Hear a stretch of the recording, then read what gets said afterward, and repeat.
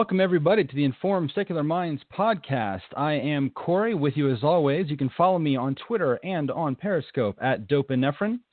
We've got such a special episode tonight. I am joined by Scott. You guys might know him as El Deuterino. We're going to get to him after just a little bit. We're going to talk about simulation hypothesis. This is the big topic of the evening. Stay tuned. Share this with all your friends. Go knock on your neighbors' doors. Get them to listen in. It's going to be a fantastic 2 hours of radio. I wanted to start off before we go too deep into anything, and we are going to go deep. We are going to go real deep tonight. Before we get into any of that, I wanted to talk just for a few moments about a couple of things.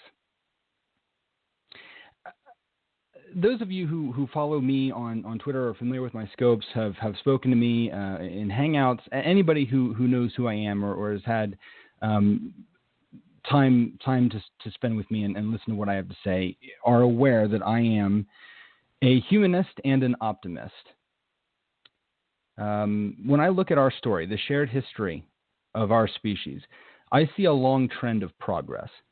Our limited perspectives often blind us to this. We live for 70 or 80 years and then we die in a body that is only capable of being in one place at one time, of witnessing time pass in only one direction at more or less one constant speed. The great tragedy of a human is that he or she is capable of at least imagining dozens of personal perspectives, thousands of years of history, tens of thousands of distinct cultural identities, but can understand all this through only a single set of eyes during only one life. In such a micro view of the story, it is far too easy to be blinded by the defining moments of a particular century. One of the first epiphanies of any thinker should be the divorce of one's experiences from the weave of the tale. We must see the entire tapestry, not just our stitch or row. When Donald Trump won the electoral election, I wondered what it said about humanity. Don't let me inflate this too far. Trump will be president of 5% of the world population, only a sixth of whom voted for him. Of the 7.46 billion people on the planet today, a little more than 0.8% selected Mr. Trump. Of course, the overwhelming majority didn't have the ability to vote in an American election, but we tend to think of the American president as the leader of the free world. Statements from the White House are heard around the globe. The president's remarks have the power to impact world markets more than any other leader. He is the commander-in-chief of the most powerful military and arsenal in the world. The American president is the closest thing we have ever had to a global leader. I nearly fell victim, in spite of my own lesson, to thinking this was more than a bombastic demagogue who managed to rally support among a significant minority of 2016 voters. I worried that any notable support for the worrisome notions suggested by Trump, the divisive rhetoric, the blanket hatred spewed at the critics and liberals, somehow equaled humanity's rejection of the special potential. Had fear of a radical and hopeful future grounded the timid masses in the chains of populism? Was holding on to the ever-evaporating ways of the past more important than looking towards the future with clear eyes and a principled heart? No, this is a moment in a long and robust history. I happen to live here and now, and this event is right in front of my face. I found myself frustrated by my own doubt, and so I reached for a few old friends. I brushed up on Christopher Hitchens and William F. Buckley and reminded myself that bullies rarely maintain a hold on power, and even rare are treated well by history. I read Hunter S. Thompson as he lashed out at Nixon, lamenting what he saw as the death of what made America special from a comfortably numb stupor. And, in the name of slight diversion, I reindulged in a very old friend indeed, in the adventures of Jean-Luc Picard. As fiction goes, there are few humanist characters as robust, as thoughtful, as fiercely ethical as Captain Picard. In Gene Roddenberry's imagined 24th century, we are invited to imagine a most hopeful future, whose earthly division and material competition has been erased, and mankind walks among the stars, capable of seeing the long arc of history with that much more clarity. If you are still feeling concerned about humanity's future, I encourage you to rewatch The Next Generation. As an ingredient, I find it adds something invaluable to the recipe for embracing the real future we now face with renewed hope. Keep your eyes clear. Keep your principles in your heart. Let me share just a few quotes from the good captain. You know, there are some words I've known since I was a schoolboy. With the first link, the chain is forged. The first speech censored, the first thought forbidden, the first freedom denied, chains us all irrevocably. The first time any man's freedom is trodden on, we're all damaged. We think we've come so far. Torture of heretics, burning of witches, it's all ancient history. Then, before you can blink an eye, suddenly it threatens to start all over again. I have never subscribed to the theory that political power flows from the barrel of a gun. Villains who twirl their mustaches are easy to spot. Those who clothe themselves in good deeds are well camouflaged. There's an episode called the Drumhead, where he's talking about a draconian investigator who was willing to employ a version of McCarthyism. He says, she or someone like her will always be with us, waiting for the right climate in which to flourish, spreading fear in the name of righteousness, vigilance. That is the price we have to continually play. Finally, just on a note of hope, I think this one might be my favorite. Inside you is the potential to make yourself better. And that is what it is to be human, to make yourself more than you are. In the tradition of thoughtful science fiction, of engaging in ideas that seem bizarre but help us question our perspectives on the nature of reality, we'd like to invite you to join us on the holodeck now. I am joined by another dear friend, the infinitely thoughtful El Deuterino. This is someone with whom I've spent many late hours discussing my favorite topics and deepest thoughts. Someone who has an effortless command of a humor and maturity that lends itself beautifully to conversation. A contrarian of the finest order and a free thinker of high caliber. In other words, my favorite kind of human being. Scott, how are you, my friend? I'm doing well. A little flustered from the maybe overkind introduction, but I'm honored to be here. I love the show. It just gets better with every episode, and I hope that I can help continue that trend. I think that's the only possible outcome of tonight. I can't tell the audience how excited I am to be joined by Scott for this episode. My very first conversation with Scott was on this exact topic.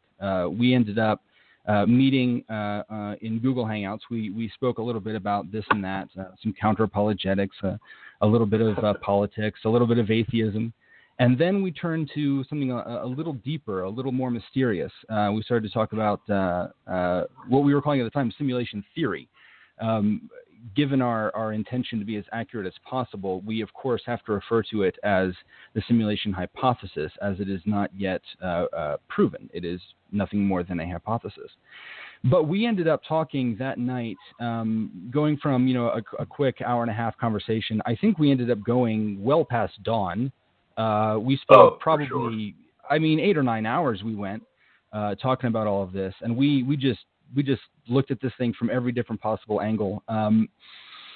It kind of got me interested in it, and then I started to do some reading on the subject, and it's been a favorite topic of ours ever since. So given the opportunity on the podcast, I thought it would be a wonderful opportunity to invite the rest of you into this conversation and introduce all of you to Scott, those who don't already know him. You should be following him. If you aren't following Scott, find him, El Deuterino, on Twitter and on Periscope. He's a thoughtful person, always has a witty retort, something interesting to add to any conversation, and I encourage you all to embrace his presence. Thank you very much. My pleasure. There's this quote, and as we were preparing for this episode, it actually rings in my mind quite often. Whenever I'm thinking about even just a scope topic, or when I'm coming up with new content for the Informed Secular Minds podcast, there's this quote, and I can't figure out who said it. I haven't been able to determine that. Maybe somebody will hear this and recognize it. I'm just going to say it's anonymous for now. It says, "We were born too soon to explore the cosmos and too late to explore the earth. Our frontier is the human mind."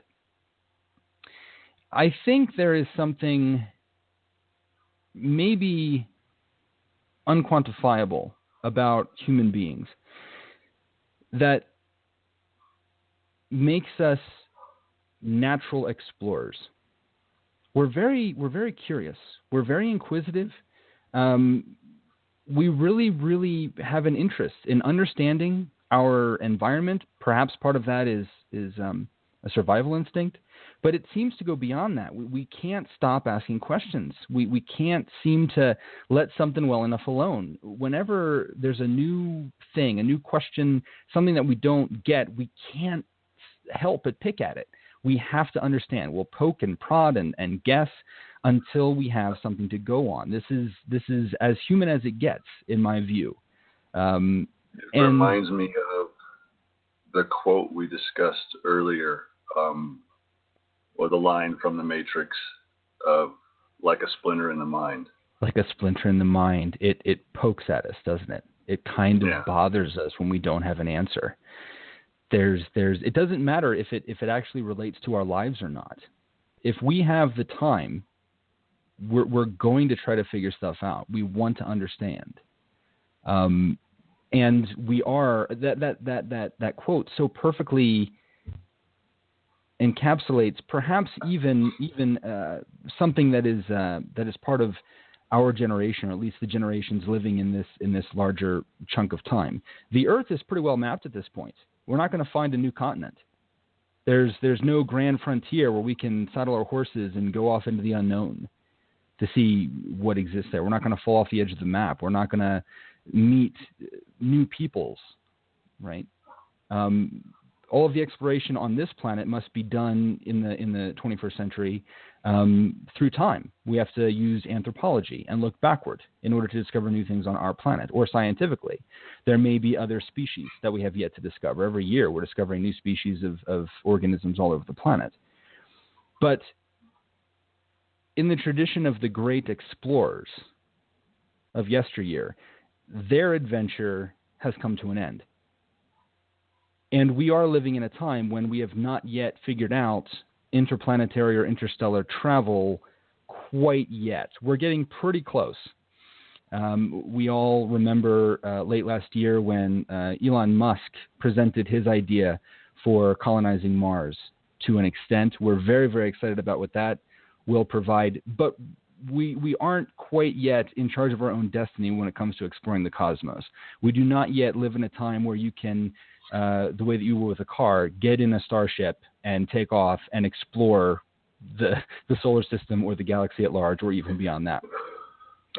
So if we remain inquisitive, if we are explorers at heart, what does that leave us with?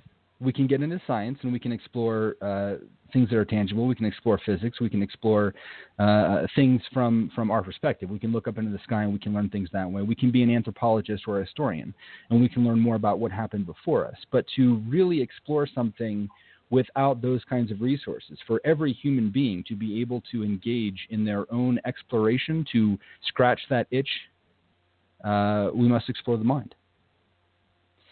Exactly. The second quote here is from Carl Sagan. He said, "It is far better to grasp the universe as it really is than to persist in delusion, however satisfying or reassuring." And I wanted to say that near the beginning just because,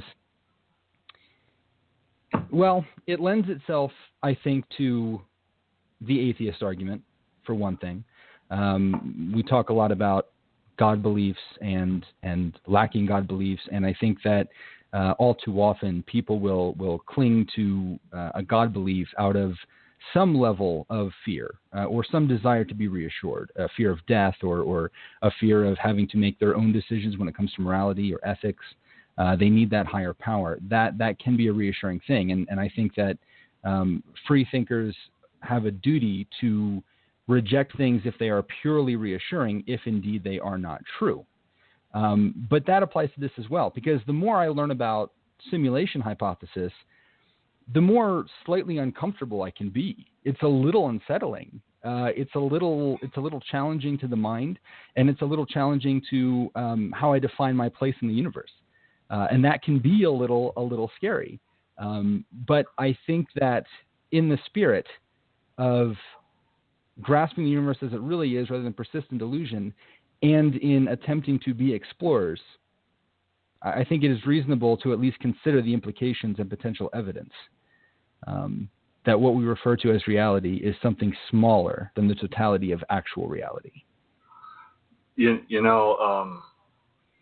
That first quote reminds me of maybe something that Timothy Leary or Terence McKenna would have said. Just the way it kind of reads. Yeah, I can hear Leary saying that for sure. I'd like to know who actually said it. I wonder if anybody knows. Here, I should take a peek at the chat since people are in there and I'm not paying attention. I wonder if anybody can find that. I did a quick Google search and I couldn't find it attributed officially to anyone. That doesn't mean that somebody out there doesn't know. Maybe it's just anonymous. It's kind of perfect if it is just anonymous. And that idea that you said about it being a little unsettling and that kind of being okay, or maybe even that's exciting. I find it interesting that when the theory is told to someone, the hypothesis is told to someone of simulation, they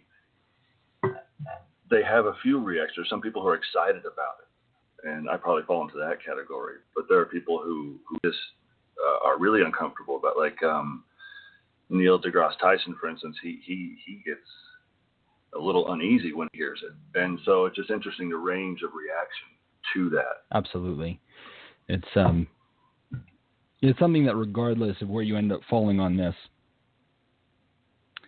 don't pretend that it doesn't challenge you. At least, even if you completely reject it, at the very least, it's stimulating for the mind. It's definitely something that, as I think you'll see, is at the very least fun. It's at the very least something that pokes the brain and gets you thinking. Fun. I do love that. It's impossible to completely separate this conversation from science fiction. The primary way most people comprehend this concept is through that genre.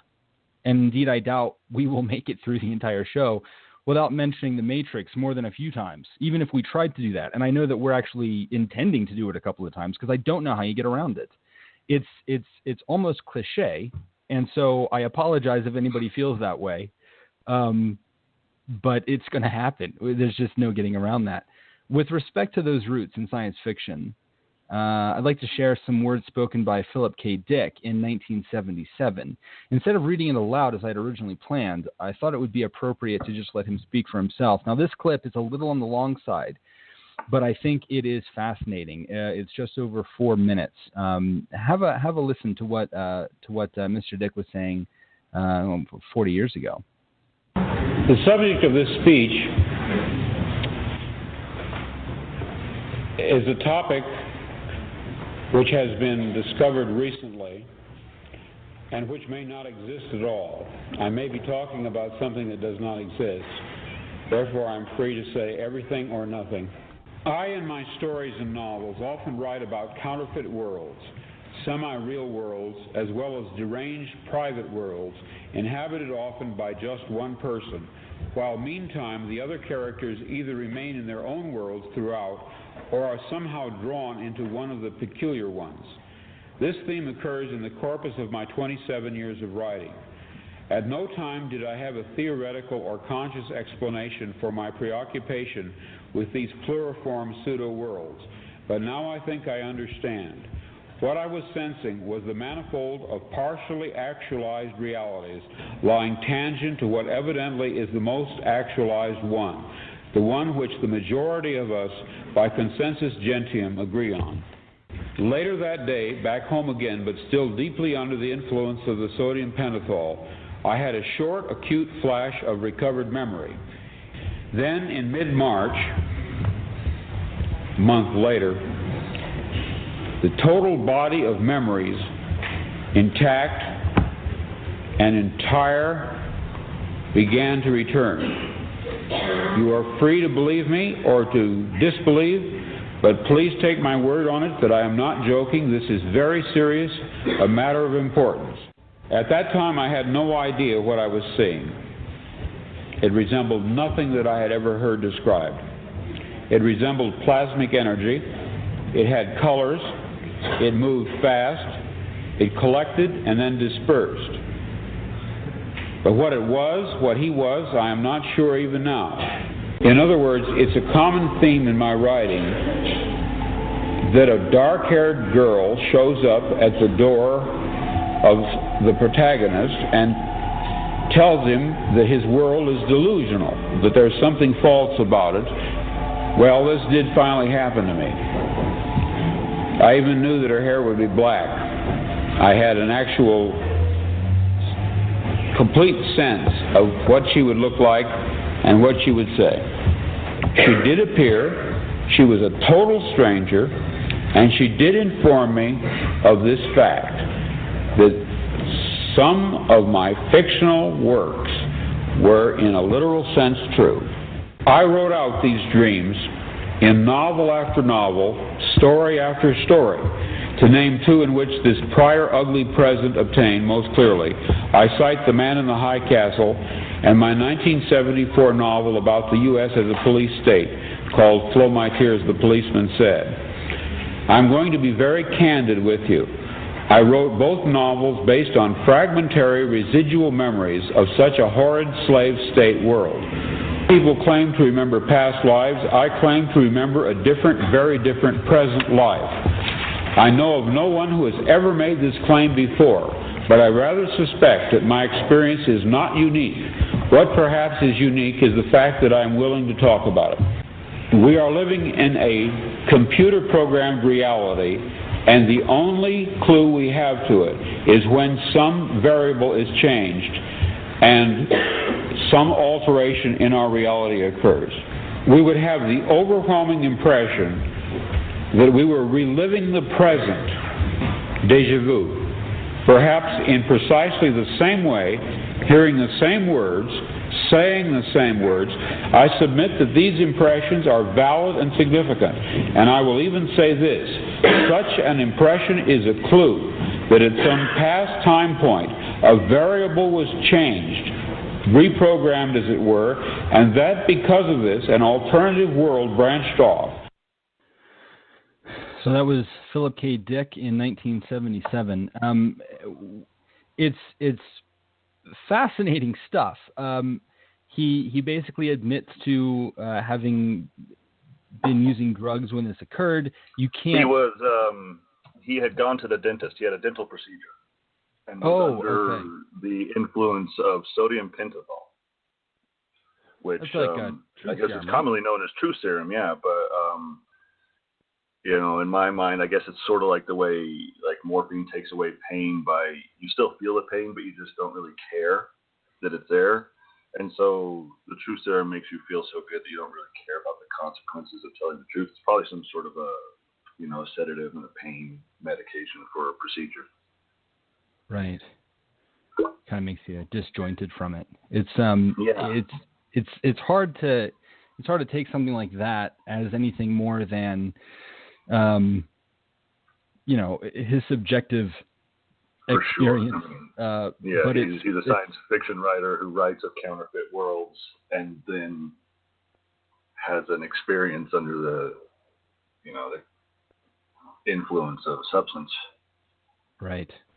But it is fascinating that he, held a press conference to discuss it. I mean, that was just a segment of a longer talk.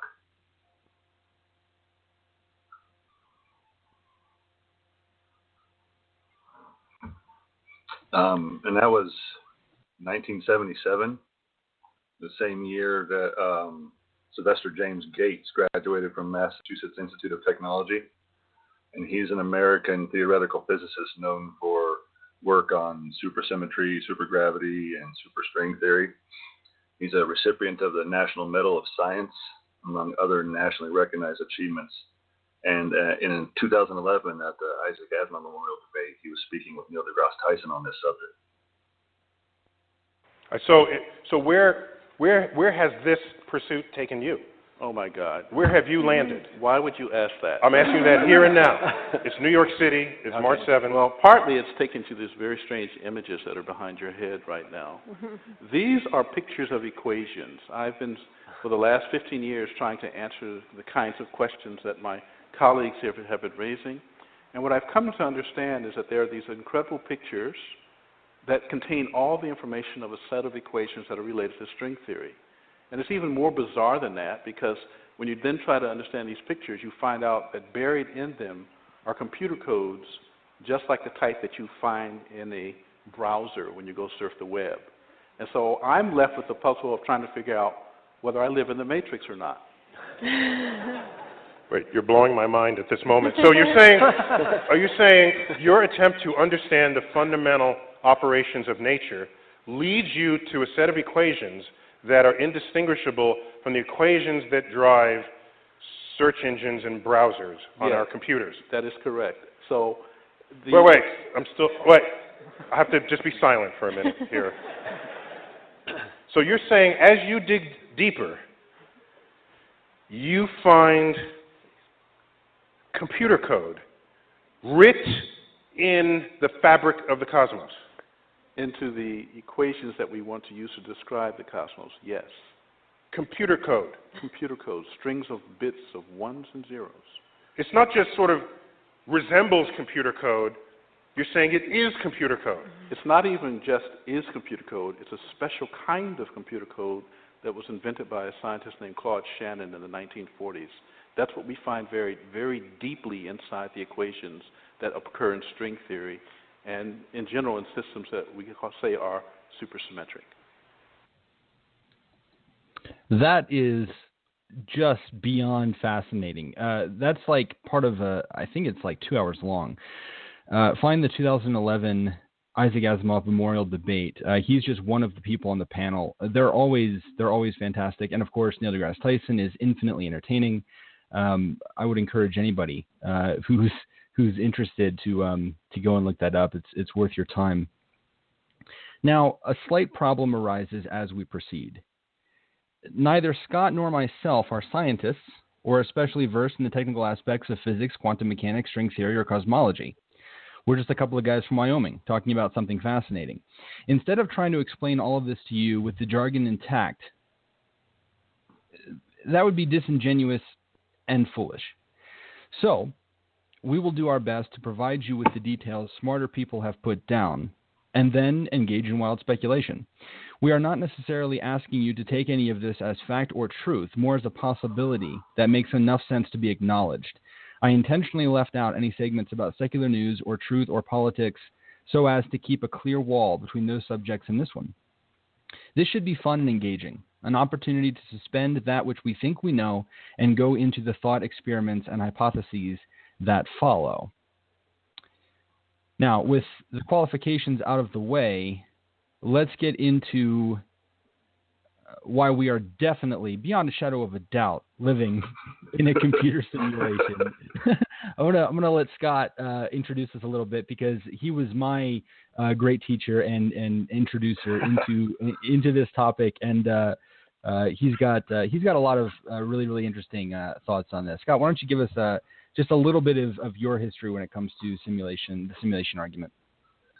Well, yeah, not an expert by any means, but my introduction to it came in late '99 when I was stationed in Germany in the Army. A friend of mine had the movie The Matrix on VHS. Probably shouldn't have mentioned that medium because now I'm dated. But nevertheless, I hadn't seen it, and he said it would be right up my alley, so I thought I'd borrow it and check it out, and had no idea what it was about. And when the idea of living in a computer came, it just fascinated me, and I couldn't let it go. I looked into the guys who made the movie. I looked into the philosophy books that were depicted in the film, and just followed the idea of it for a few years. And I remember before I even knew that it was a proposed hypothesis by anyone with any kind of credentials, I remember when I was in college, a few years later, I was talking to a student in one of my writing classes, and she had been on a date with someone who told her he thought maybe the Matrix was real, that the movie was real, that we were really living in a computer program. And she knew she had to end it because that wasn't possible. And I remember taking the stance that it could be, and how would she know? Just because of the way the movie presents itself, that you can't, reality is just electrical signals interpreted by your mind. So how would she know? And I remember her just being so, so confident, so sure that this couldn't be possible. And, I just sort of took the opposite just because, and it's kind of fun and fascinating. But after that, I decided to look farther into it, and that's when I came across Nick Bostrom and the actual credible argument. Nick Bostrom is the primary presenter, we could say. He's kind of all roads on scientific simulation hypothesis sort of kind of lead to him. He's at least the person that has gathered all of the threads and tied it into an easily digestible knot, so to speak. One more disclaimer: Bostrom's his argument is based partially on anthropic reasoning. Now, I'm just going to steal this right from Wikipedia. The anthropic principle, from the Greek anthropos, meaning human, is the philosophical consideration that observations of the universe must be compatible with the conscious and sapient life that observes it.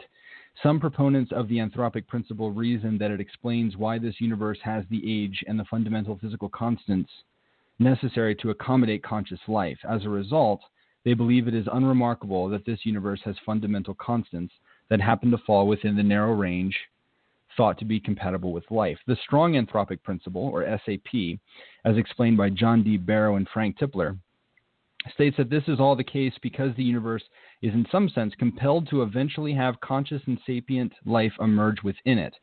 Some critics of the strong anthropic principle argue in favor of a weak anthropic principle, or WAP, similar to the one defined by Brandon Carter, which states that the universe's ostensible fine-tuning is the result of selection bias, i.e., only in a universe capable of eventually supporting life will there be living beings capable of observing and reflecting upon fine-tuning. Most often, such arguments draw upon some notion of the multiverse for there to be a statistical population of universes to select from, and from which selection bias, our observance of only this universe compatible with our life, could occur. Some scholars categorically reject or are uninterested in anthropic reasoning, dismissing it as merely philosophical, unfalsifiable, or inherently unscientific. Okay, disclaimer over.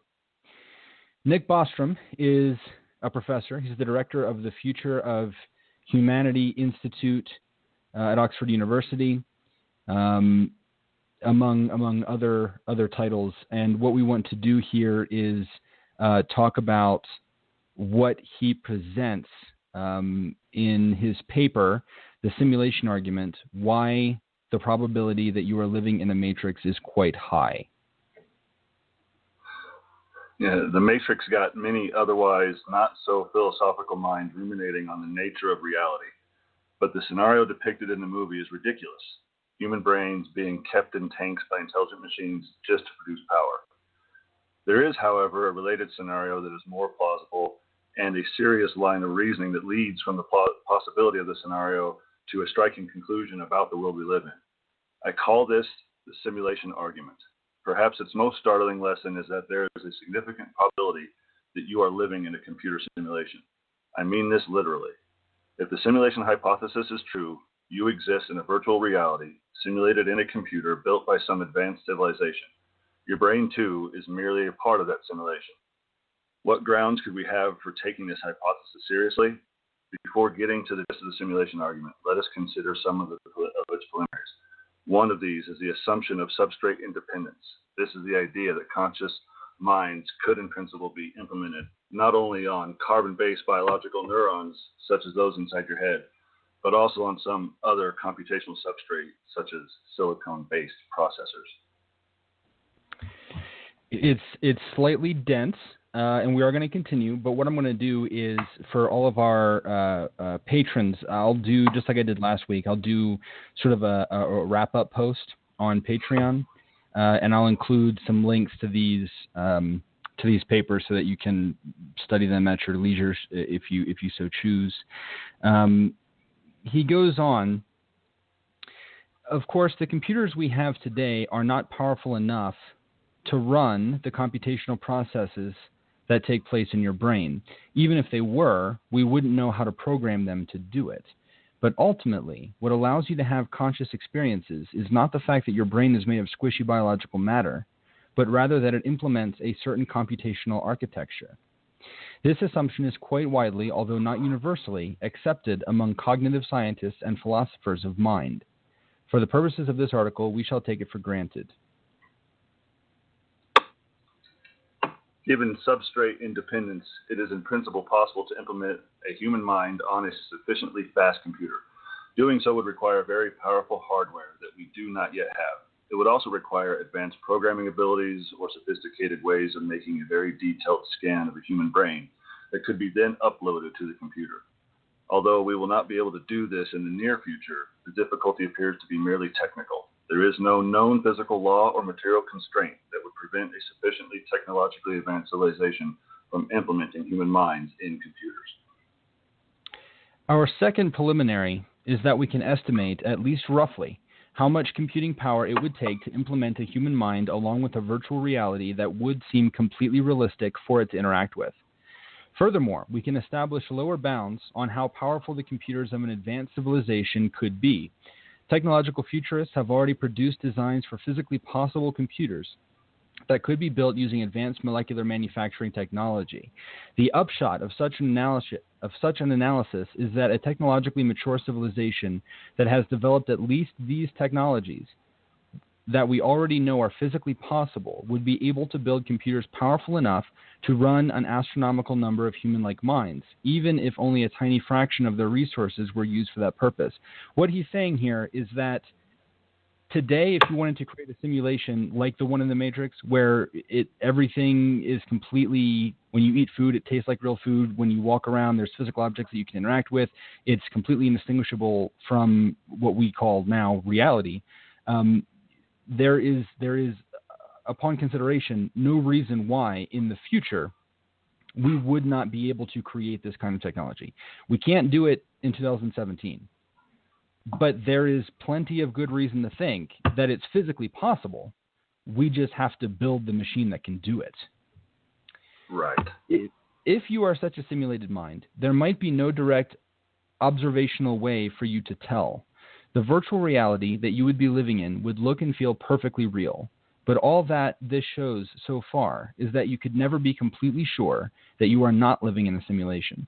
This result is only moderately interesting. You could still regard the simulation hypothesis as too improbable to be taken seriously. Now we get to the core of the simulation argument. This does not purport to demonstrate that you are in a simulation. Instead, it shows that we should accept as true at least one of the three propositions. The chances that a species at our current level of development can avoid going extinct before becoming technologically mature is negligibly small.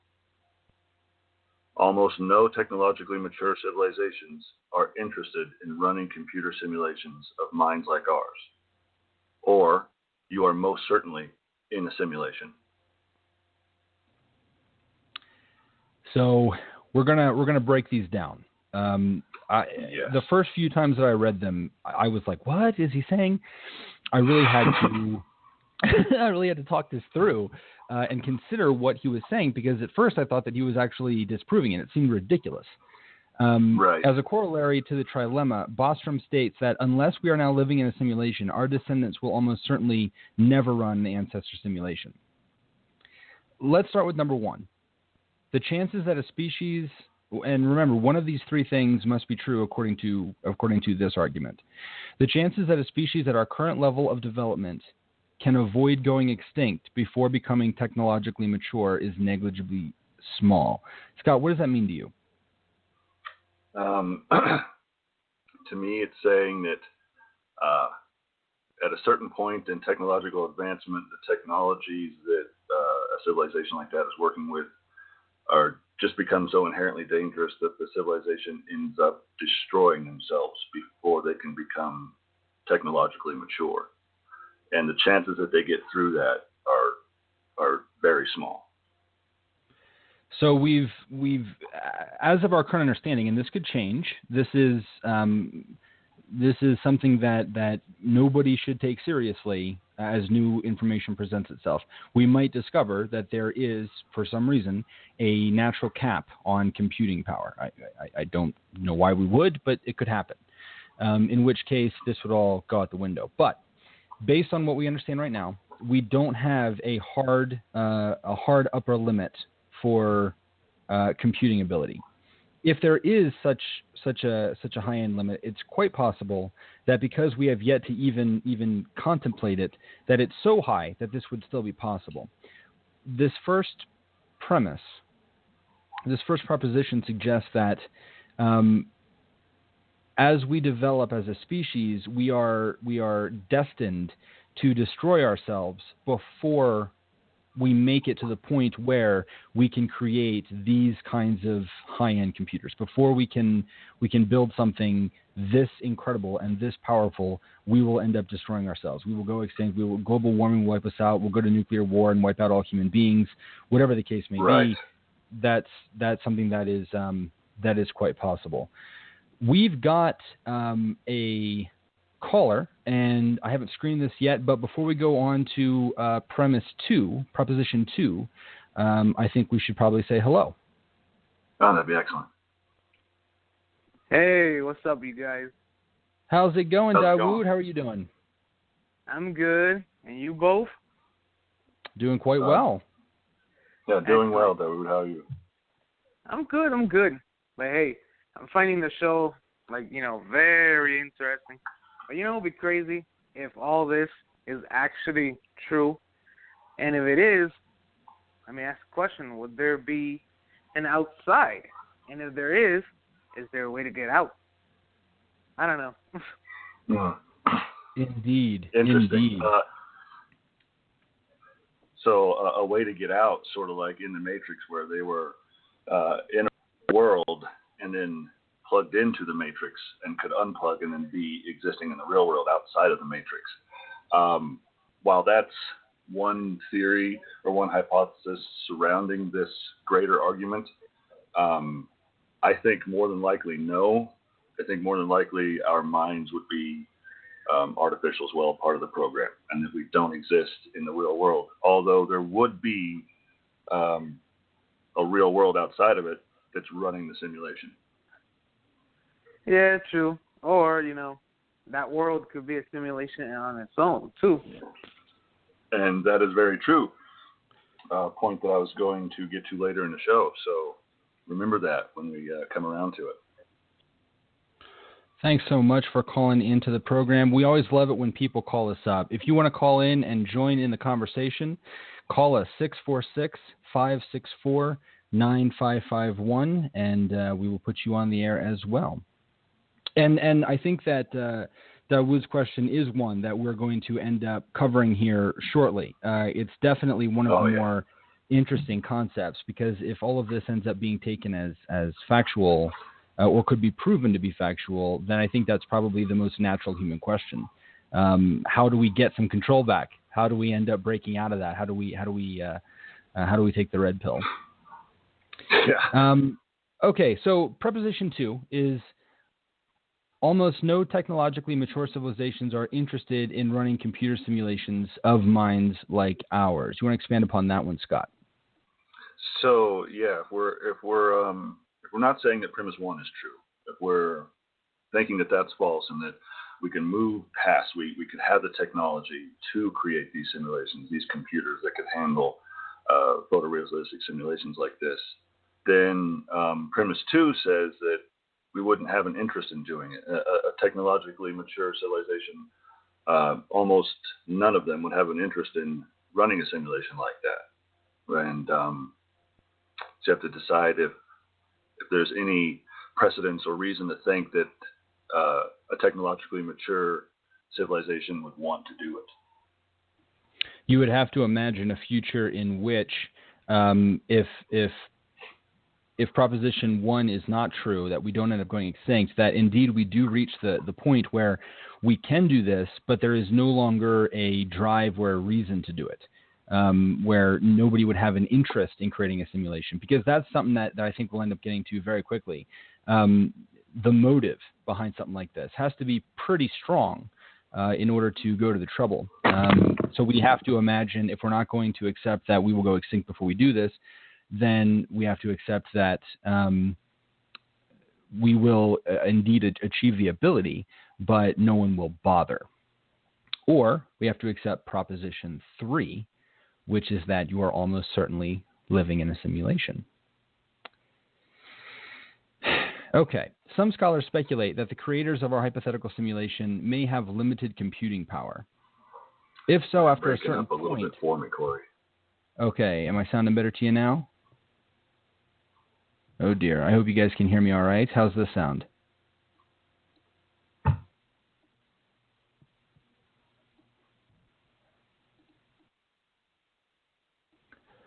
Okay, am I audible? Yeah, am I sounding okay to you? Yeah, you sound great. Okay, I'll just go ahead. Some scholars speculate that the creators of our hypothetical simulation may have limited computing power. If so, after... I think that I may have lost him there.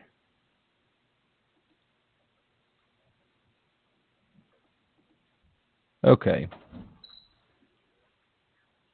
All right, so I'm just going to continue where he was. I'm not sure what happened to Scott. Maybe he lost the call. Maybe he lost signal. I'm not sure. Sorry, everybody. Thanks for bearing with us. I'm going to start where he started. Some scholars speculate that the creators of our hypothetical simulation may have limited computing power. If so, after a certain point, the creators would have to deploy some sort of strategy to prevent simulations from themselves indefinitely creating high-fidelity simulations in unbounded regress. One obvious strategy would be to simply terminate the overly intensive simulation at that point. Therefore, if we are simulations or simulations of simulations, and if, for example, we were to start massively creating simulations in the year, say, 2050, there could be a risk of termination around that point, as there could be a jump in our simulation's required processing power. The idea here being that whatever supercomputer could handle this might be able to run one perfect, indistinguishable simulation of reality. But if we were to create another perfect, ultimate simulation inside of it, as we progress to that point, then it would all be borrowing off of the same computer's resources. We would be doing it with our computers, but our computers would be a product of the grand computer, and so it would end up being like looking at two mirrors opposite each other. It would become too much for it to handle.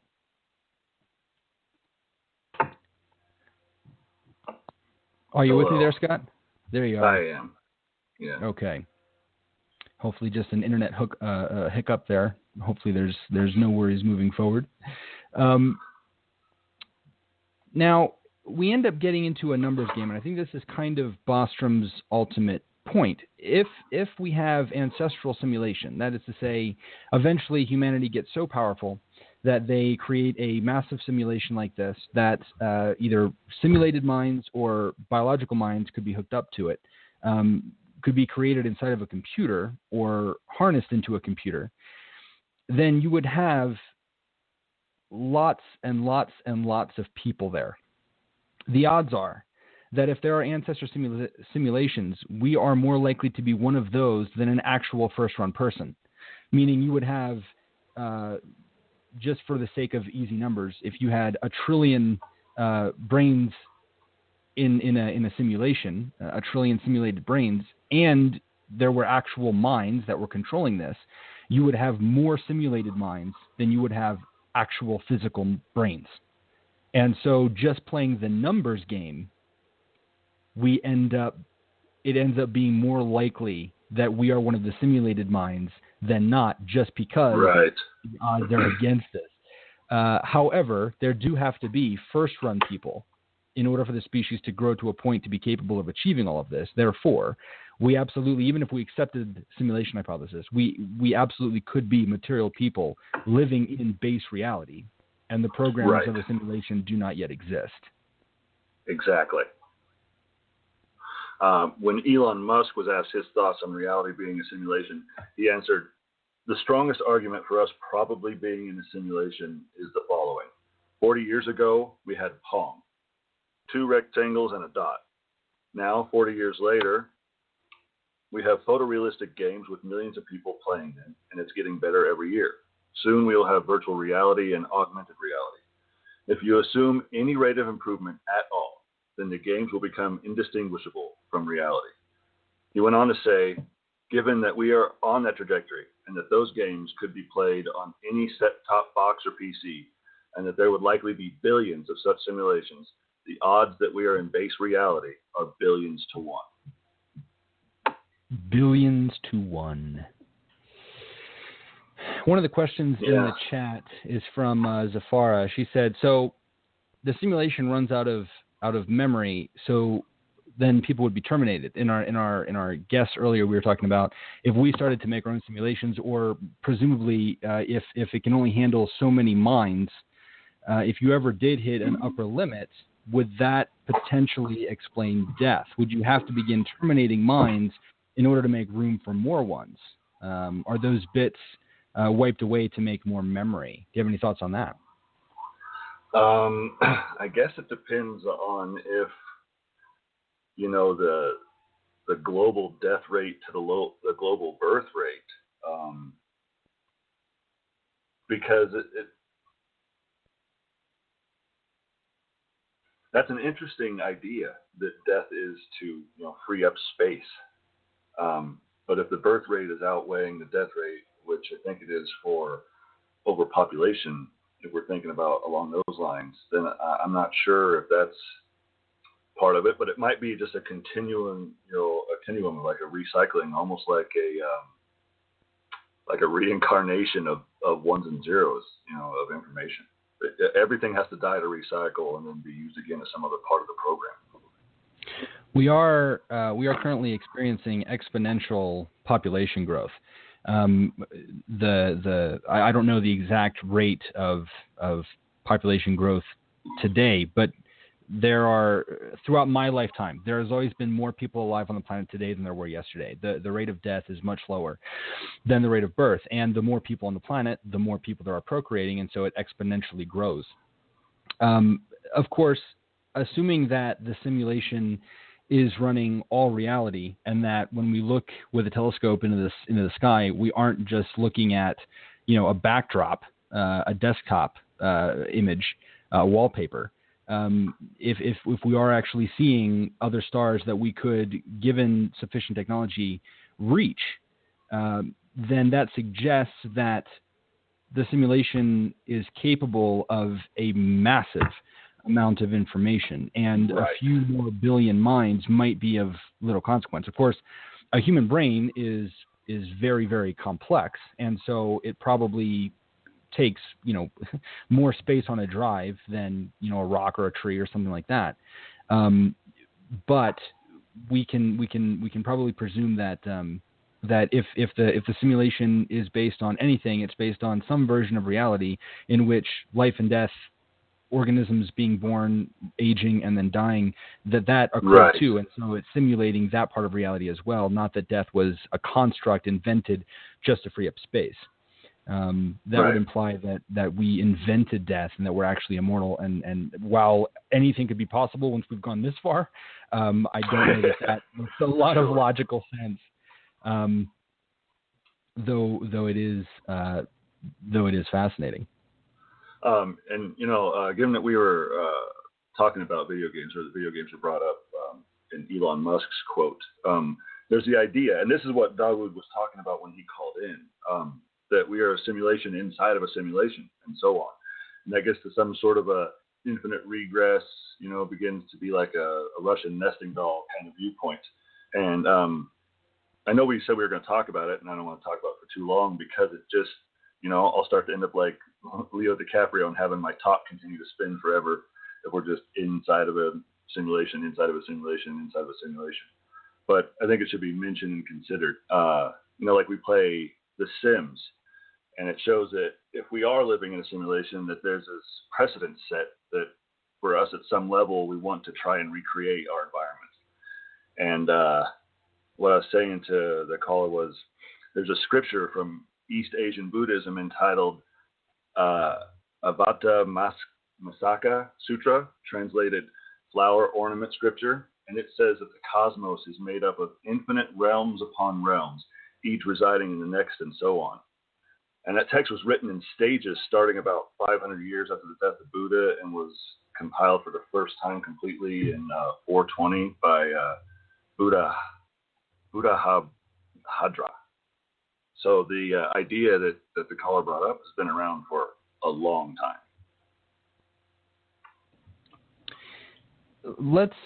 And somebody said in the chat that we're assuming that this would be human technology and not somebody else's technology.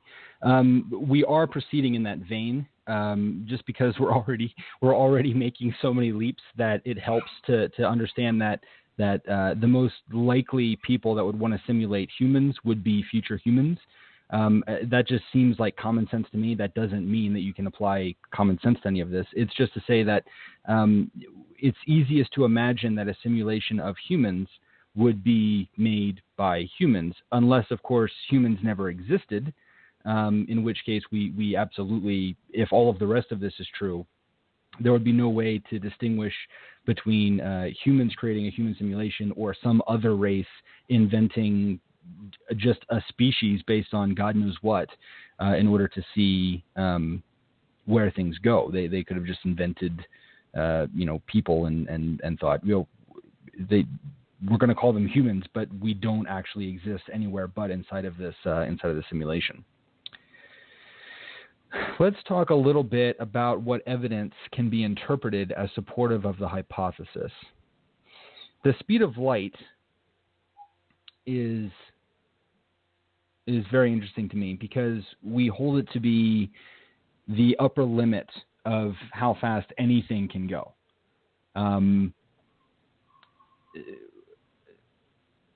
We're told by physics that nothing can move faster than the speed of light, but we can't be told why.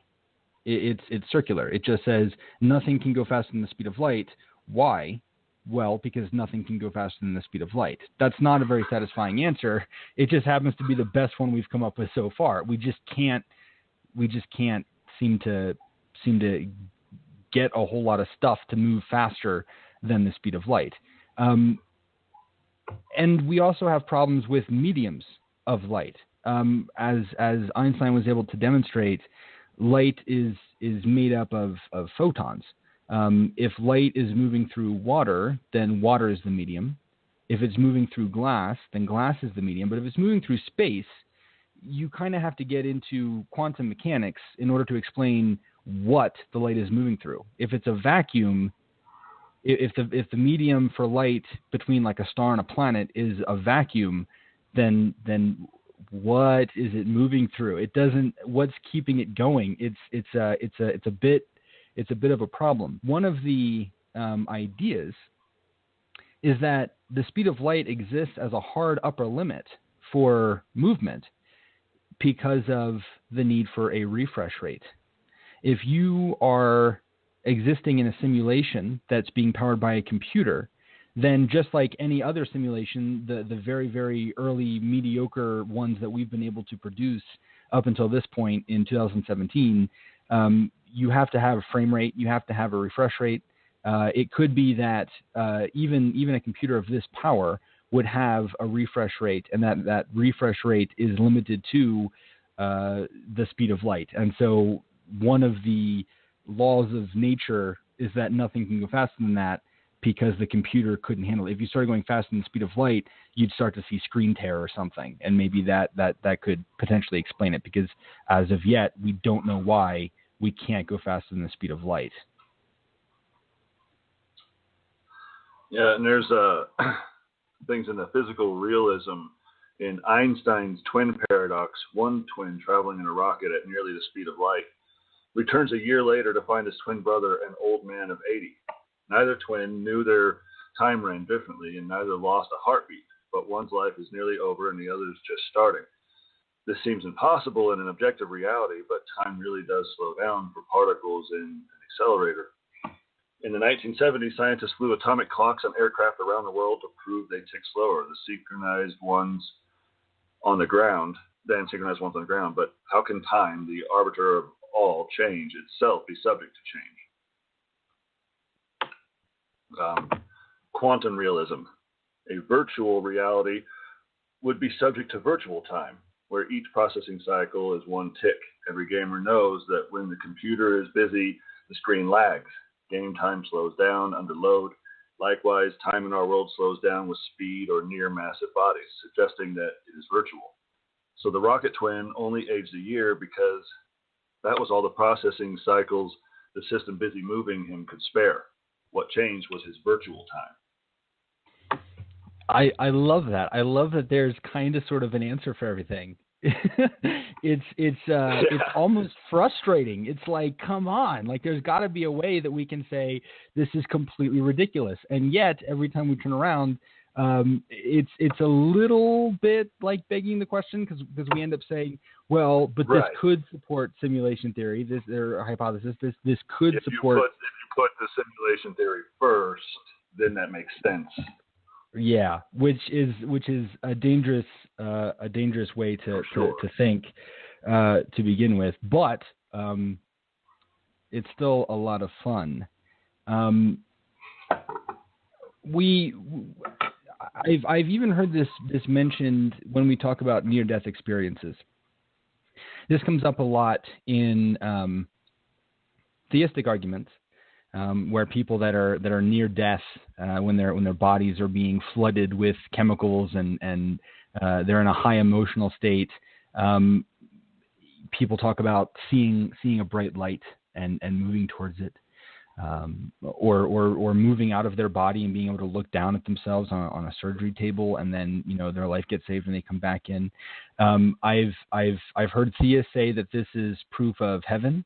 I've heard realists, materialists say that you're in such a state mentally, you're being flooded with so many chemicals, so many endorphins, so much adrenaline that you kind of hallucinate. After all, when you begin to die, your lungs stop, and so you are starved for oxygen. People that are starved of oxygen hallucinate. There are explanations for this, but if we wanted to put simulation hypothesis first, one could sit around with nothing better to do and explain that a near-death experience is evidence that we are being simulated. And in fact, this would strengthen the idea that we aren't synthetic brains, that we're not just programs. We actually have a corporeal form outside of the simulation that is attached to the computer in some fashion. And when we have a near-death experience, it is akin to us beginning to leave the simulation, as if we're saying, sort of like when you die, that's you like freeing up room. So it might be you kind of just ever so slightly starting to wake up, that weird moment when you're waking up from a deep sleep and you can't remember where you are for just a split second. You feel like the dream is still going on. You have to remember. It's kind of this idea where it's the very, very first inklings of, and then your body in this world is resuscitated and you snap right back into the simulation. I think that one's kind of fun. Yeah, and I don't know what kind of safeguards would be in place to protect the mind and the illusion. Like time slowing down during a crisis would be like buffering. Right. I've even experienced this. My mom and I were in a car accident when I was a kid. A car in the other lane hydroplaned and crashed right into us head on. And it kind of hit us in the front and then glanced along our side, and our vehicle was shoved to the right, and we went down an embankment and through some barbed wire. And everything, and other people have experienced a similar phenomenon. Everything began to, it felt like time was slowing down. It felt like everything was bending so that I had more reaction time. I was looking, I was able to turn my head and see things happening, and it felt like minutes going by. I looked out my window and I watched as the sparks came off the side of the car as the barbed wire scraped against us. I remember watching the rear view mirror on the passenger side of the vehicle get ripped off in the impact, and it slid along my window and was pinned between the fence and our car. And I remember being able to track it with my eyes and watching it move. This might be one of those things where it's kind of like when you're sitting next to a vehicle and you look at it and it starts to drive forward, sometimes you feel like you're rolling backward. Where right. we perceive things from our own point of view, and so we instantly internalize and go, we're rolling backward, when in reality it's an optical illusion. It's easily explained by that, where there was so much adrenaline that my reflexes sped up, time didn't slow down. But just like the near-death experience thing, it could be that something so intense was occurring that there was a higher frame rate or something like that, and I didn't quite catch up in time. Whatever was happening in the simulation inside the computer made me perceive time slower than I normally would because of how much was going on there. It held you in that moment while it processed the next stage of the event.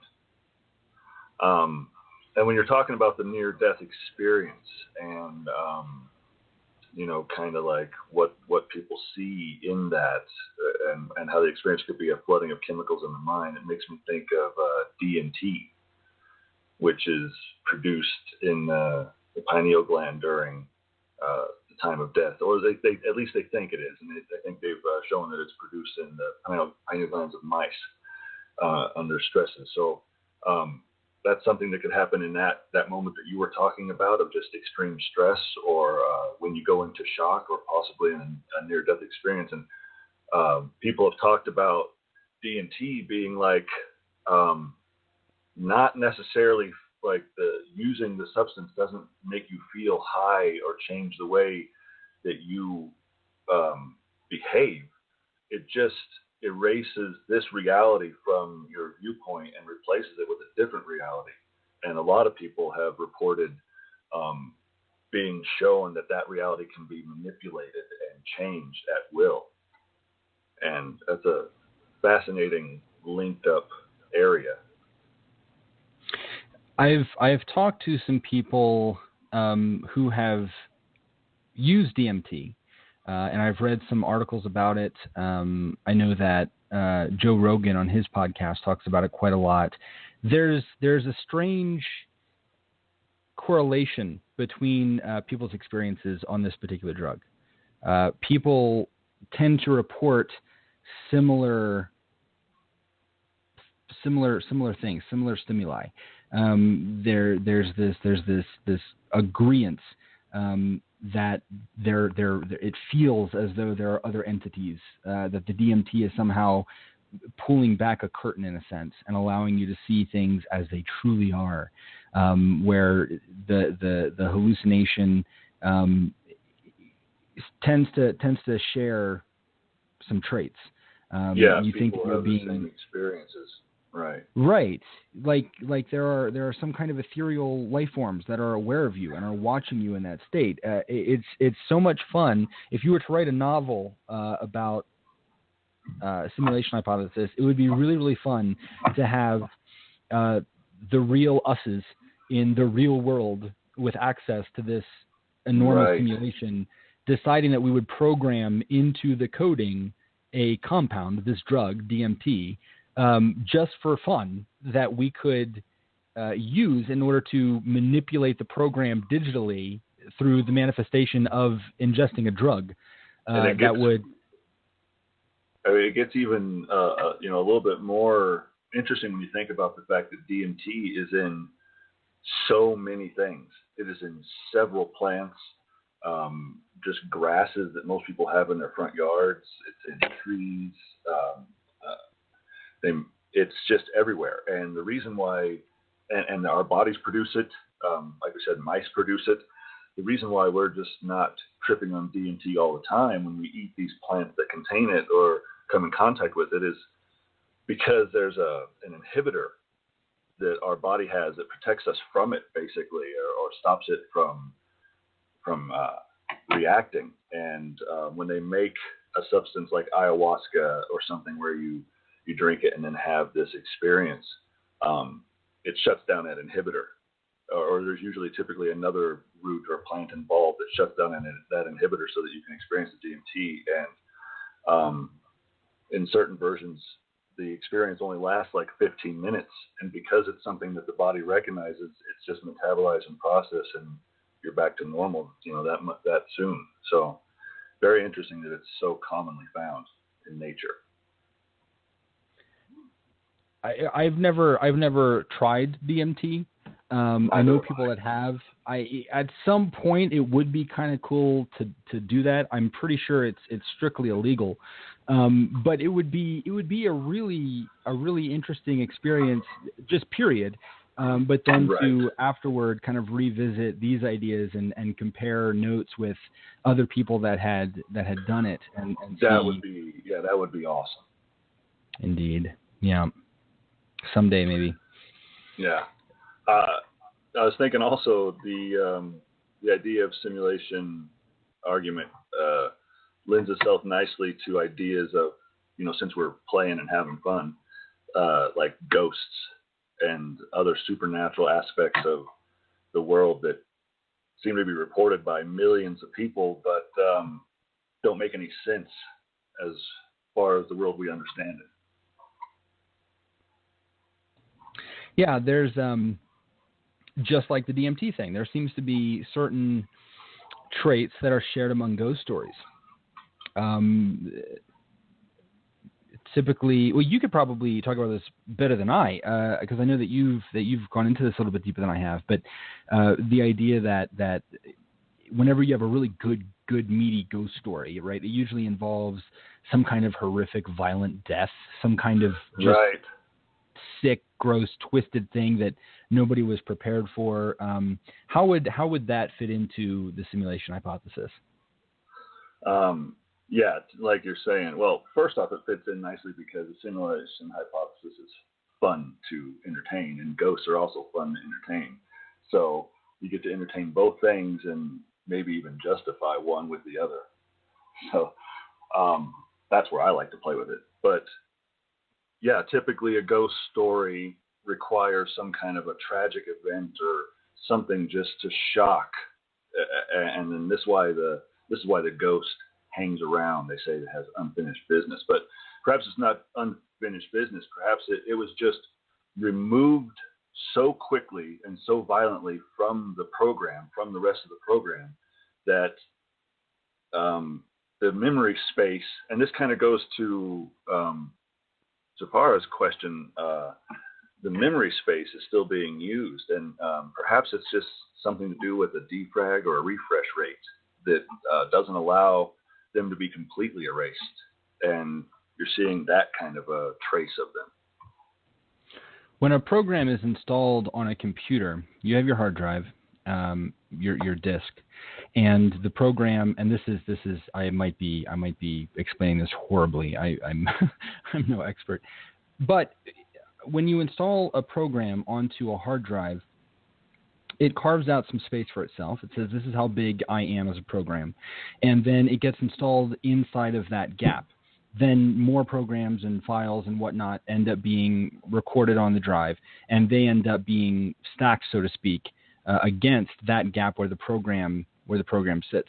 If you then go and delete that program, then you have a hole, you have a gap on the drive of empty space. You've freed up space on the hard drive, but it's freed up in a gap that is the size and shape of that program. And so nothing gets filled in there because it's a limited amount of space. It doesn't, you just ignore that. You just keep filling up space on the end, space towards where everything is currently being recorded.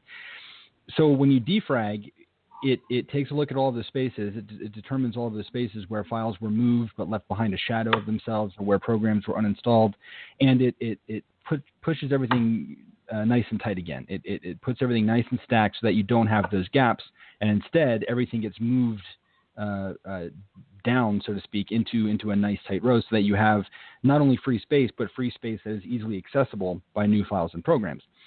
If we imagined that a simulating computer worked in a similar fashion, then somebody being, regardless of if they're a biological mind or a simulated one, them being ripped out or killed, if the program allows for death to have that person erased from the program, then you could end up having a gap that is the size and shape of the consciousness that once occupied that space. And if you're not doing a defrag, or until a defrag is done, I don't know how that would even work without suspending the rest of the simulation, because we haven't developed this technology yet, then you could indeed create what we would call a ghost image on the hard drive that would look like the person who was alive there. If there was a process by which, okay, we know that death is coming, and so the program can prepare for that. If the death happened so quickly that the computer prepared for it and couldn't write a good answer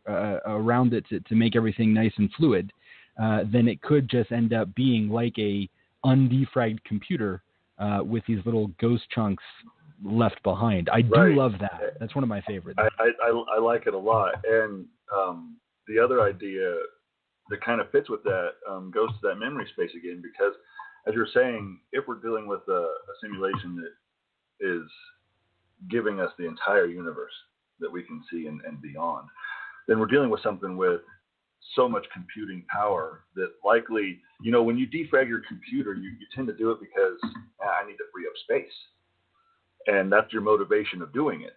And in a computer that has this kind of processing power, a few hundred thousand ghost, undefragged portions of memory inside of one planet might not even need to be dealt with.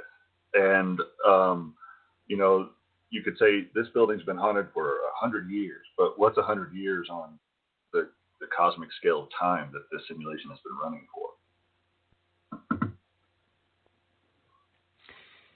Astrophysicist, cosmologist, and Nobel Prize winner George Smoot gave a recent TEDx talk entitled, "You Are a Simulation and Physics Can Prove It." He postulates that even politicians would be interested in this kind of simulation, as well as exploring other motivations, such as many shades of capitalism and recreation. And again, for our patrons, I'll do a follow-up post with a link to that, along with some of these other resources. Smoot also raises the possibility of simulations inside simulations. If simulation hypothesis became a provable theory, the work would hardly be over. We would still need considerable information about who set up the simulation and why, as well as how many others there are and how we could ever know if we were in another simulation or not. I can imagine dying and waking up in a different corporeal form, suspended memories flooding back to the surface of the reality in which I entered a simulation. Of course, if I go that far, I can also imagine dying in that form and the same thing happening. Dreams inside of dreams, so to speak. Where is the end, and how could we determine it? If there is an answer to this question, it's surely not yet imaginable in this reality. This brings me to my favorite, and I think the most credible thought experiment in terms of suggesting that at least it's possible that this is occurring, and that is motives. Why would we bother? Why would somebody create a simulation like this? Well, I mean, we have already computer models to predict a lot of things. I can think offhand that there are computer models to predict weather patterns, and computer models to predict wave patterns in the ocean and plate tectonics. So there's already, I can think of anthropological reasons too. So there's already several sciences that would be interested in making simulations, and the better computing power that they had, the better models they would want to make. I like that he talks about politicians. That was one that hadn't occurred to me. It would kind of be the ultimate poll, right? When you're trying to win a campaign, you can call a control group. You can call a select 1,000 people out of the population from whatever area you're trying to poll, and you can ask them how they feel about a particular issue, or what candidate they like, or why they like a candidate, things like this. But if you had access to a computer this powerful, if indeed we ended up getting to a point where this was common practice, or at least something that is done regularly, something that is obtainable to plenty of different people, you might absolutely want to utilize either one simulation or access to a master simulation in which you could put forward ideas, in which you could say, okay, this is the candidate that we are going to run, in reality, and sort of like an exploratory committee. We want to know if this person will be liked by people. And so you could create an avatar, you could create a simulation of that candidate in a simulation of the world, and you could create that simulation to have whatever problems you have in reality.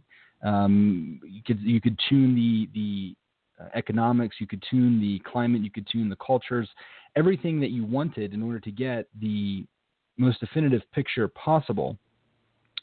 And then you could run that candidate. For us, it would be reality, but for them, it would just be a test. And you could see how many people end up voting for that candidate, how open people are to a particular candidate's talking points or what they want to do for the future. You could play a lot of interesting games with that. It would be very, very helpful if this was accessible. I can imagine that politicians would be very interested in that kind of test. Yeah, they're always looking for the rawest data they could get. So, anthropology is a fantastic motive. If we are being simulated by humans, our progeny, way in the future, then what better way to examine the cultures of the past than by simulating them and exploring them? Short of time travel, I can't think of a better method. You could create a perfect simulation of history, and it's going to get more and more accurate as time goes by, because as time progresses, at least in this reality, we get better and better at recording what's happening. Our historians get more comprehensive. We have the internet now, which holds so much more information than we have about, say, the ancient Romans. And so the further into the future you progress, the more access you have to the data that would be required to making an accurate simulation of actual past events. If an anthropologist wanted to study either a long dead culture or the roots of their own culture, then an ancestral simulation would be an excellent tool. You could either plug yourself in and live as one of them, or you could simply watch what happens in real time as a civilization progresses. You could answer all kinds of questions by seeing it happen in a simulation that trying to guess based on historical documents might leave lacking. I love the idea that anthropologists would want to simulate cultures in order to understand them better, or to answer particular questions about what a civilization did, how they interacted, what their God beliefs were, what their spirituality was like, how their governance worked. To get to see that in real time is surely the ultimate research. When they started using tools, how they came across it, when they implemented agriculture. Right. And that brings us right back to the question of, is the simulation something that a whole bunch of actual humans are plugged into, or are we all simulated consciousnesses as well that are just performing on the hard drive in the simulation for them to study? There's no way to think that either is happening, and there's no way to disprove that either is happening, and there's really no way to proceed here. But it's so much fucking fun to guess at and play with. Well, one of the things that I was just now thinking about when you brought that up, I hadn't even considered it before. The idea, and I kind of subscribe to the idea that we wouldn't be represented in the real world, that we are artificial minds. That that leads itself into not having free will. Where and right back to the Matrix, like you said, we wouldn't be able to get through it without mentioning the Matrix too many times. But right back to the idea of the problem is choice. We feel like we're making choices, but could we have made any other choice at the time that the choice was presented to us? And based on all kinds of factors, most people think no. Sam Harris and plenty of others think that we probably do not have free will. The implications are almost too large to consider appropriately, and it really messes with one's concept of where they are and who they are in the broader picture of how much they're capable of impacting the world. Another idea behind this is the commercial element. It doesn't have to be. Let's think about the internet. The internet was originally built so that the government could share information quickly, right? And then pretty soon researchers were using it to share information quickly. And then eventually the internet got accessible and we all started using it for porn.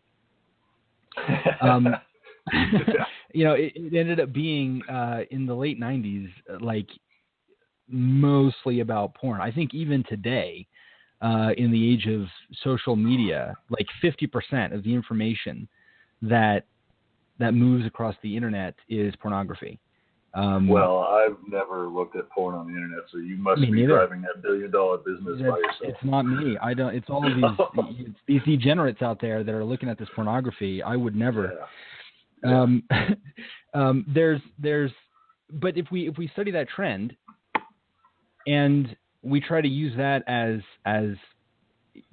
precedent, then why wouldn't we, if we could build simulations, use it for recreation? If you could build this, you don't even need a good reason. You really don't. Most people don't have a good reason to be on the internet. They're just on the internet. It's just something to do. It's just fun. So a simulation, a driving force to want to create this sort of thing is completely plausible, given that if we could do it, it opens up all kinds of possibilities for basic recreation. And if you are the gatekeeper of that system, if you're the guy who builds that computer, think of the profit there is to make on controlling access, of saying, pay me however much money, and I can make you think that you are, a beautiful woman in the 20th century. I can make it feel like you are a rock star. Everybody could be a hint of Total Recall to it right there. Sure. Yeah. That again brings up the idea that it could be one huge simulation, and 95% of the people that we see during the day are simulations. That most people that exist are just programs, are just like in a video game. They're NPCs. Yes. And then there are just a few of us who are, and of course, I love that. I say us, like, of course, I'd be one of the real people.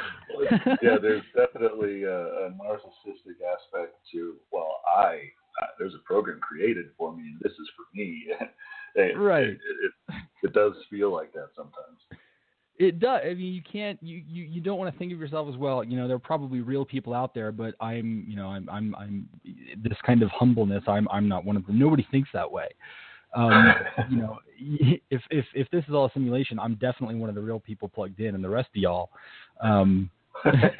you don't know it, but you're actually just here to highlight the rest of the world. It's like indulging in fantasy solipsism. Yeah. It is solipsistic in a way. One of my favorite notions, and this came up, I think, during our first conversation several times since, is if we take all this so far, the idea that we have access to this grand simulation, and that when we are plugged into it, time is not moving the same way. If you play a video game, right, especially like one of these really advanced ones where it's like a role-playing game, like The Witcher or like an Elder Scrolls game or something like that, they actually build in day and night algorithms. But it's not real time as we think of it. It's not an actual 24-hour cycle. For them, it might be every 30 minutes it gets dark again. Right. If we're in a simulation, you could presumably program it any goddamn way you want it.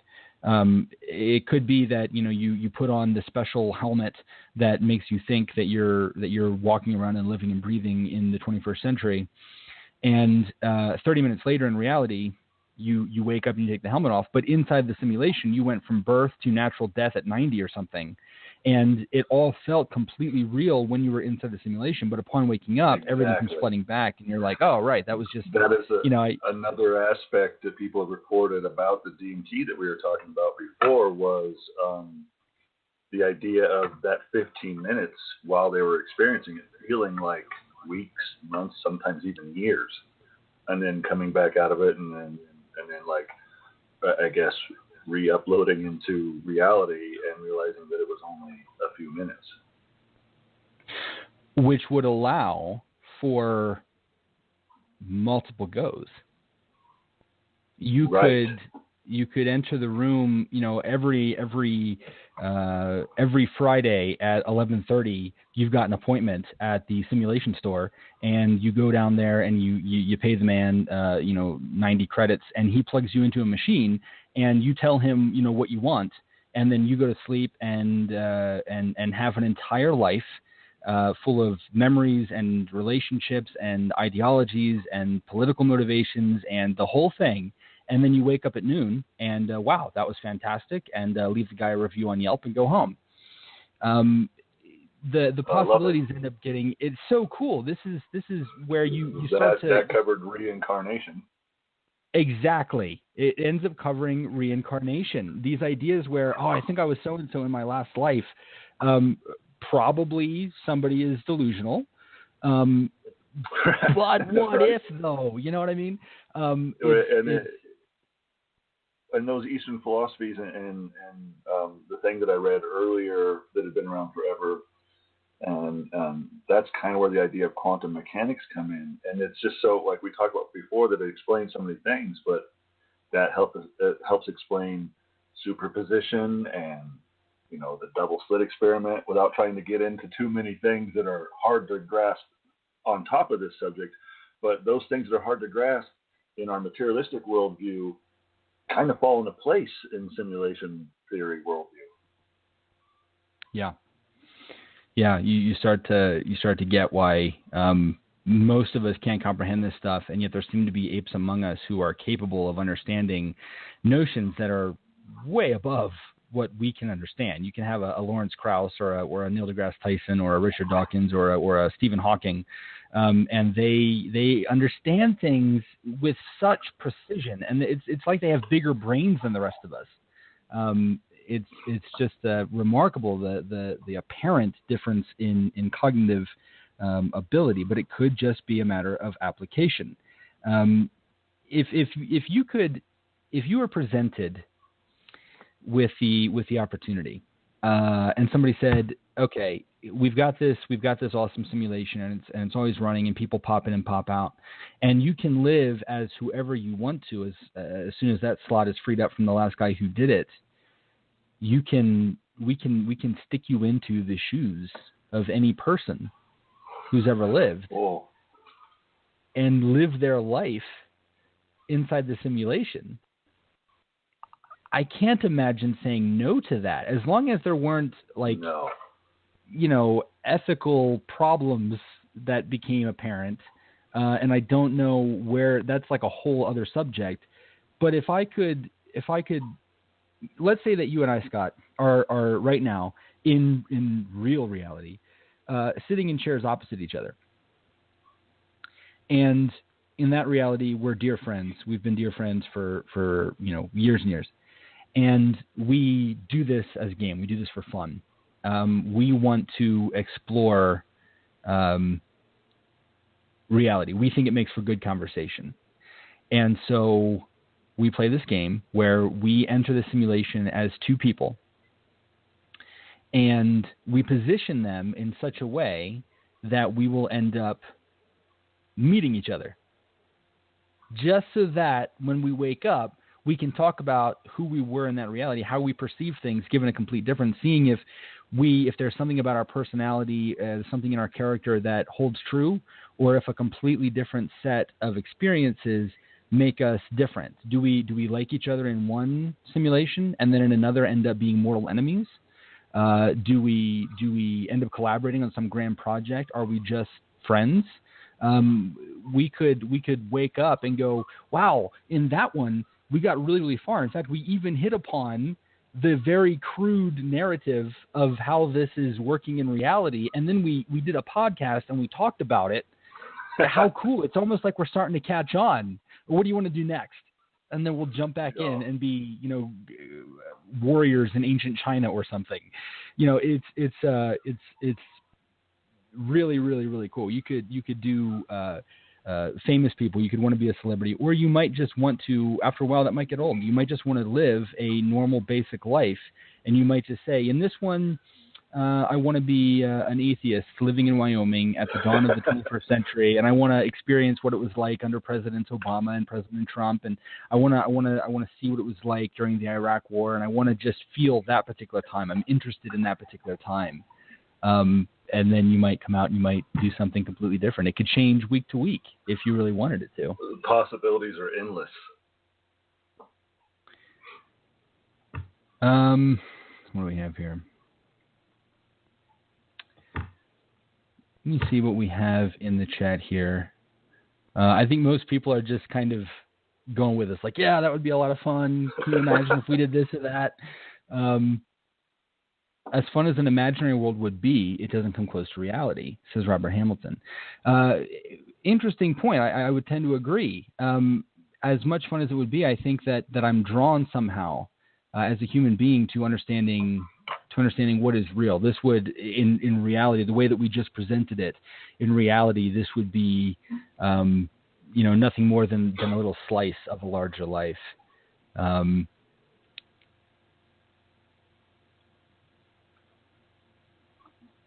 I feel like, and I think that somebody mentioned this earlier on in the chat.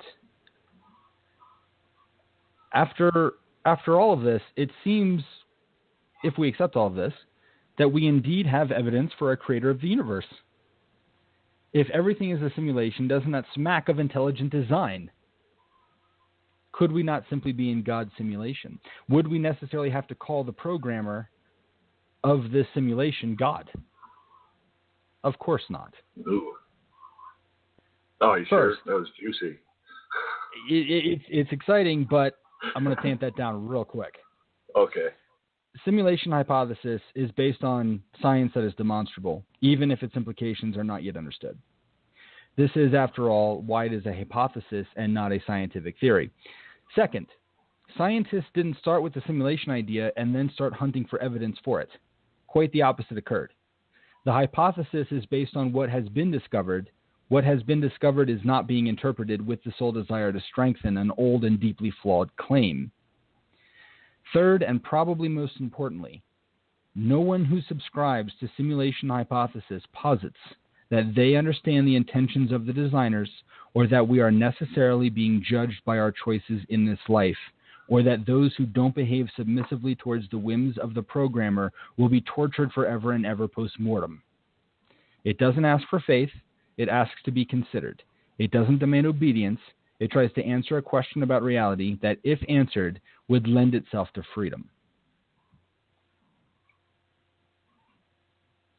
It is indeed an intelligent design, but we don't go so far as to say that if all of this was true, it is necessarily the intelligent design of a God who made it all, and that's the only possible explanation.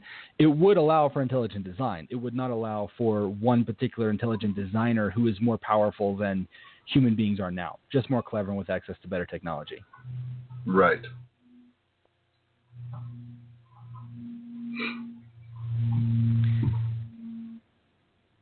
And Zafara is right. We are not assuming a benevolent creator. And this is something that we didn't really touch on. I wonder if Scott has anything to say about this. Scott, I remember one of the first ways that you got me to kind of go with you on this was by saying you feel as though there is something intangibly wrong with the universe. Yeah.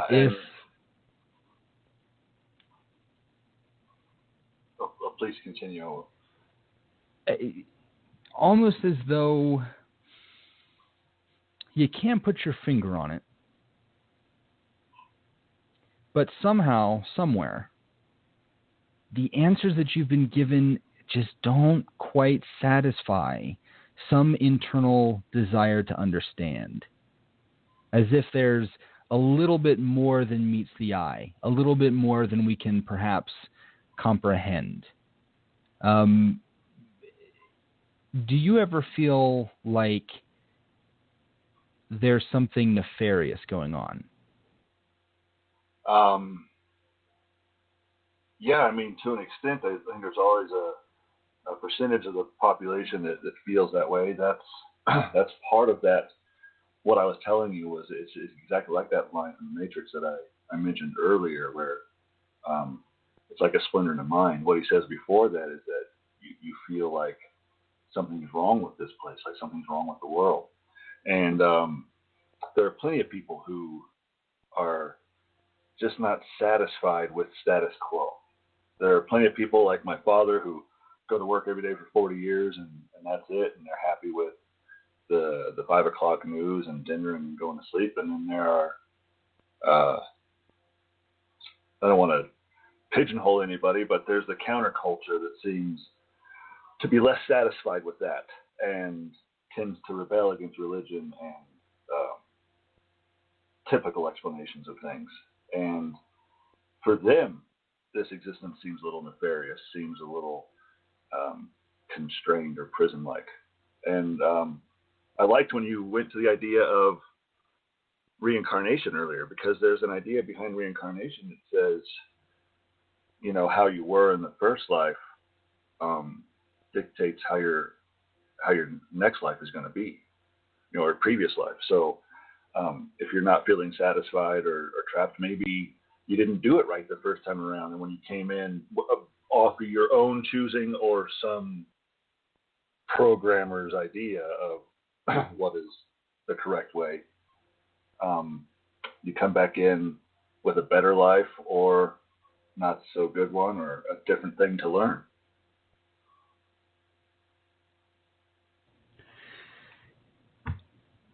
It kind of raises the question of, and I think it's I started the show by saying that I am always an optimist, and I think that lens ended up,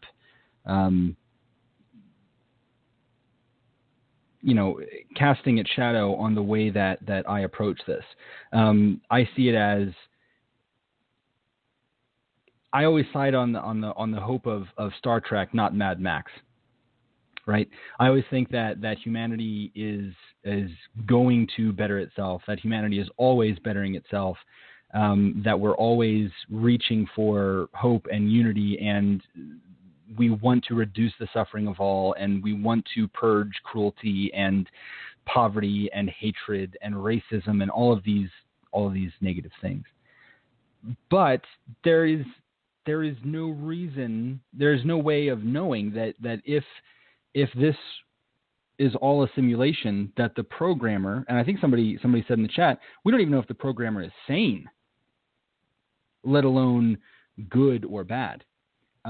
This could be absolutely. That's a really good point. Yeah, this could all of the problems of this world could be designed to be problems. It could be a psychopath. With that probability, and that everybody, at some point in time would have access to this billions and billions of simulations, sure, we could be in one of the simulations of a crazy person. Right. They would almost have to exist. If you end up having nearly infinite amounts of simulations going all at the same time, then somebody surely is a troll who is just trying to, fuck with people. they're and even more concerning would be the application of this technology to control. And that, once again, is kind of the narrative in the Matrix. The idea that it's all there just to occupy us. It's all there to distract us from what's actually going on. It's all there to what better way to control a population than have them all 100% focus on a reality that isn't real, that you control. Participate in the best reality show ever. Right. It could be used as a prison, as you mentioned. It could be used as, revenge. It could be used for any goal that we can imagine. Somebody could use this kind of technology, this awesome power, for lots of nefarious reasons. And if we are actual brains hooked up to it, and some of us do feel ill at ease with everything, could there be some kind of higher hinting going on that none of this is right, because indeed none of this is right? We accept it because every single one of our senses is controlled. Every single one of our senses is satisfied. But it's not the same thing as freedom.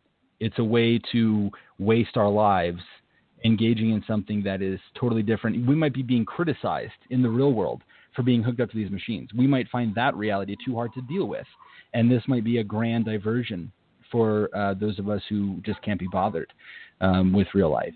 Maybe the real world is a dystopia. Everything is falling apart. Everything is broken and shit. There aren't enough resources to go around.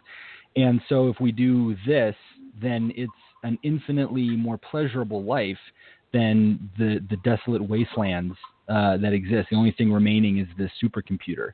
And so we use that and, survive on some kind of gross subsistence diet, or aren't even attached to a corporeal form. We just have our brains uploaded into the computer so that we can while away our lives in fantasy rather than dealing with reality.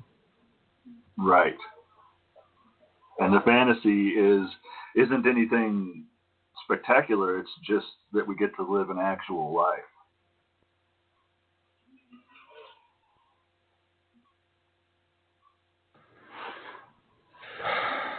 Well,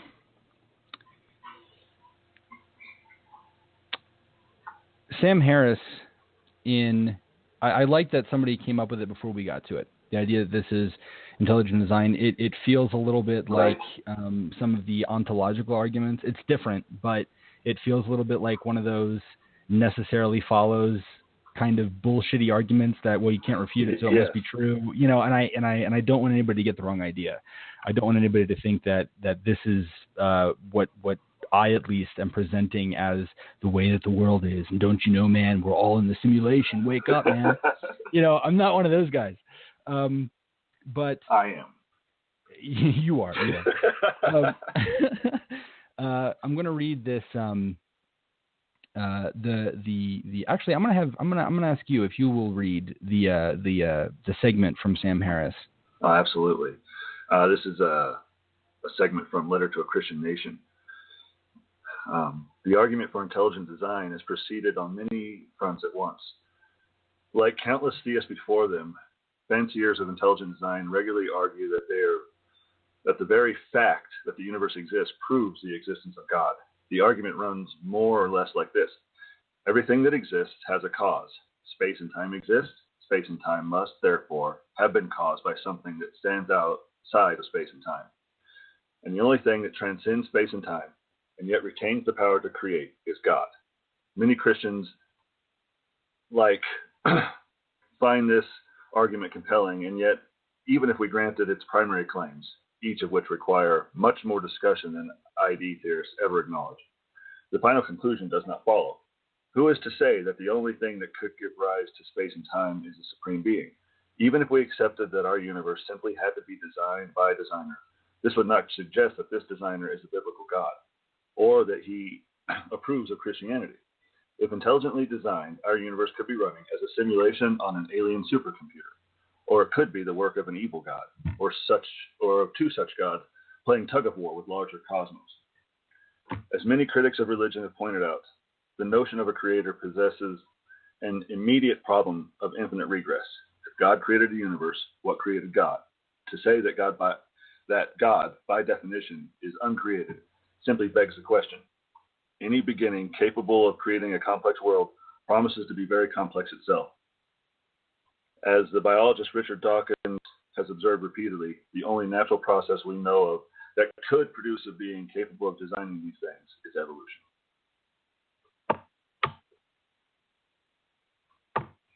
And just on a quick note, we were talking before about what gets me here as a subscriber to this argument, this hypothesis, is the numbers game, the probability. And I just a quick note on that. A proponent against this theory, a professor of physics at Harvard University, Lisa Randall, says that you got to be careful with probabilities because given the populations of people on the earth, by probability, Corey, you and I should be Chinese. Good because point. There are more Chinese people, and we are not. So the probability game means that it's more likely for Y to occur, but it does not mean that X isn't also occurring. You're absolutely right. Only 5% of the world population is American. So exactly. The simple fact that we were born American means that all of the time people are falling into the unlikely number, the minority. And I think that's kind of the point here. The numbers game suggests that we are most likely, if we accept all of this, in a simulation. But that doesn't mean that it isn't completely possible that we are first run, that we are in base reality, that this is something that eventually may occur, but that we aren't actually in it. Absolutely.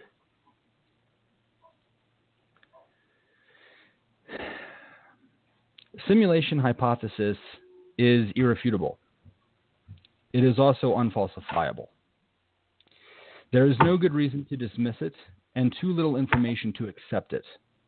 Not to mention, nothing of any real meat to accept. Okay, we are living in some sort of simulation, and we can only guess at how it works, where reality is, who lives in it, why we are in the simulation, or even if we agreed to be in it. We don't know if we are simulated minds inseparable from the rest of the simulation, or if we could wake up in the real world and walk off with our memories in this simulation fading away like a dream. This hypothesis is something to consider, and it's a lot of fun. What we must not do is pretend that we know more than we do, or think less of those who choose not to believe in it because of a lack of sufficient evidence. It carries more evidence than the traditional monotheistic God hypothesis, but fails to convince me of its veracity. I allow for its possibility, and I think that is enough. After all, at the end of the day, knowing I was in a simulation wouldn't free me of moral considerations or allow me to turn the simulation off. If there is such a switch, it is surely beyond my current reach. I might be the product of a grand program going through my life with the illusion of free will in order to serve some benign purpose or partake in some large-scale experiment that I would never choose for myself. But it's just as likely that I am researching something of great value by being here, or that I am on some other version of myself's idea of a vacation. At the end, we've come full circle. My sphere of influence is the same, my perceived survival instinct is intact, and whatever comes next, whether nefarious or human, is beyond my control at present. Let's continue searching. Let's keep an eye on what science tells us next. And let's do ourselves a huge favor. Let's never stop thinking. Guys, this has been episode 10 of the Informed Secular Minds podcast. I thought it went phenomenally well. I want to extend my deep gratitude to Scott for joining me on this adventure. It's been a very different episode from most of the ones that we've done in the past. Next week, we'll probably return to something a little more realistic, something a little more consequential. But this has been a lot of fun, and I have enjoyed all of my conversations with him over the past few months about the simulation hypothesis. It's one that really gets my engines going and really makes me stop and ponder. It's a lot of fun, and I really hope that everybody listening at the very least, even if the program ends and you go, well, that was a bunch of bull, fine. Yeah, that's completely acceptable. But hopefully it made you think. Hopefully, if nothing else, you were encouraged to step outside of what you might define as a comfort zone and consider something, ridiculous though it may feel, in order to stretch those brain muscles. That's always my goal, and it should always be yours as well. You should be following us on Twitter and Periscope at ISM Podcast _. You can follow me at Dopinephrine and Scott at El Deuterino. We want to thank Young Athlon 399 for scoping the podcast for us, as was Tara Keats, our good friend, on Periscope. You should all be following him as well. Guys, if you enjoy the show, if you're getting anything out of this, please consider going to Patreon and becoming a patron of ours. You can get us on Patreon/Informed Podcast. We really, really appreciate your support. It allows us to make a better show. Everybody have a great weekend.